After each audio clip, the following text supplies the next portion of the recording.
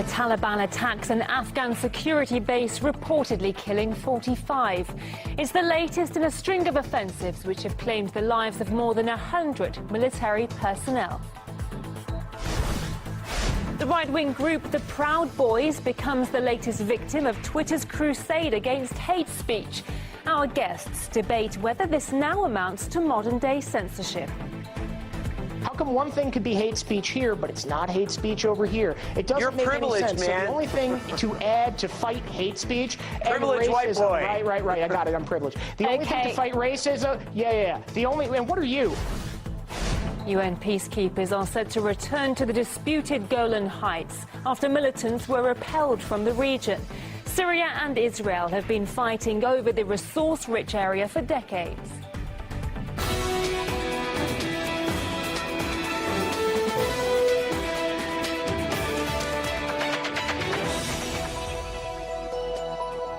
A very warm welcome. You're watching RT International with me, Nikki Aaron. Now, reports are coming in from the Afghan capital, where a suicide bomb attack has reportedly killed at least 25 people. Local sources say 35 others were injured in the attack on an education centre in a Shiite neighbourhood of Kabul. No group has yet claimed responsibility. This comes after reports of at least 45 security personnel being killed after the Taliban attacked a military camp north of Kabul. Local journalist Sultan Faizi reports. It has been a very deadly day for Afghanistan. It's a very bloody day for Afghanistan, not only in northern Afghanistan, but also in eastern Afghanistan. At least 12 ANA soldiers have been killed and 3 are missing. But in Baghlan province, specifically in the location where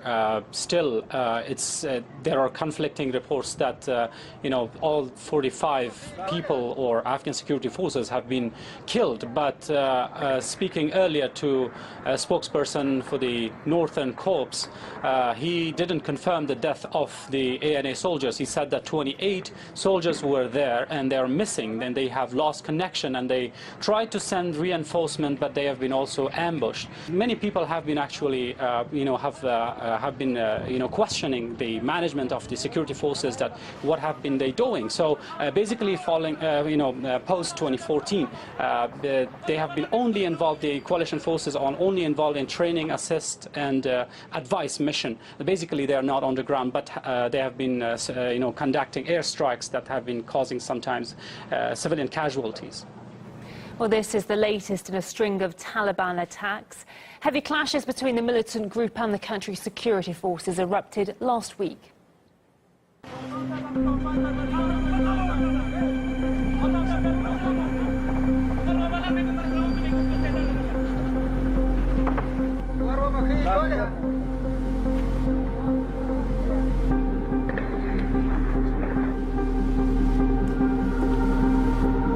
I saw my friend dying.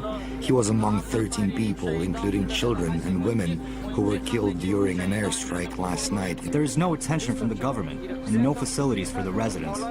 Dead bodies are still on the roadsides. I've also been injured.